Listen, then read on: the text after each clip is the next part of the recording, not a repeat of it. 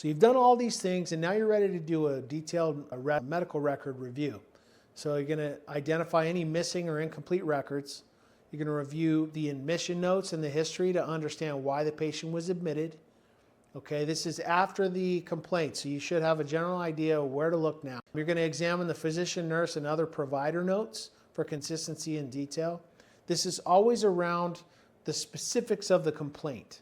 Okay, if you go in general looking in these notes, you'll spend a lot of time looking at notes that you don't need to look at. Okay, so you start with the complaint and then you go here with a focused attention on trying to find specifics. Review the medication administration record if it's pertaining to an error or some sort of administration error. Do that.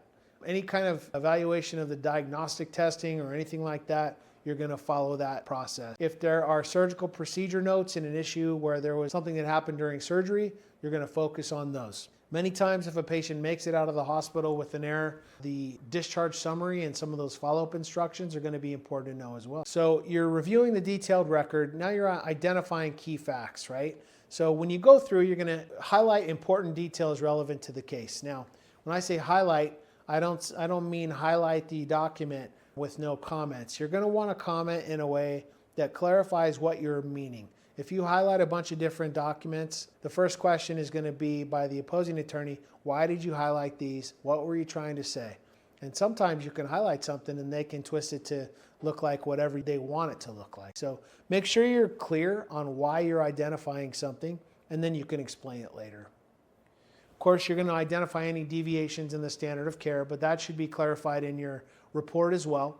Note any discrepancies between what's documented and what are in the complaint. That's important. And then identify potential defendants who might have contributed outside of the alleged malpractice. So you might find that as you do that.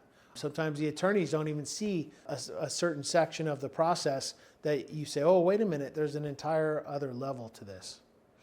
So once you've done all of that, you've documented all your records, then you're at a place where you fully assess the record and you have clear notes on how to go back there and document everything that's happening. In your OneNote, you've documented for every note you've gone through key ideas as you've gone through the notes and where they came from.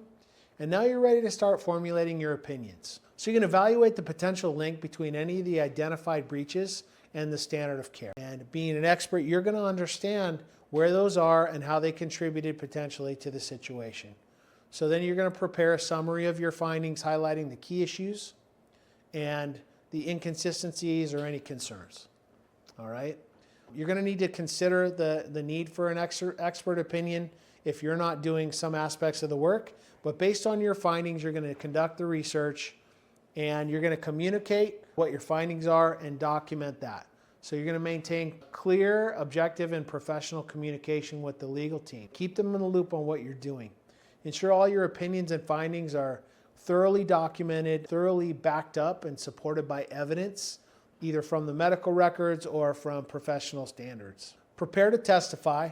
That might be something that you're going to be starting to think about very early in the case. And reflect on the process from a continuous learning and improvement perspective. Identify areas for improvement. Keep updated with legal precedents and keep yourself up to speed on every time I write one of these reports, I identify things that I can do better in the future. So keep that in mind because there's an opportunity there for that. Okay, so a little bit more about your work products. This is an example of what your expert report will look like, right? Now you're not writing this yet, but this is what it will look like. So here's some headings of what we're going to give you.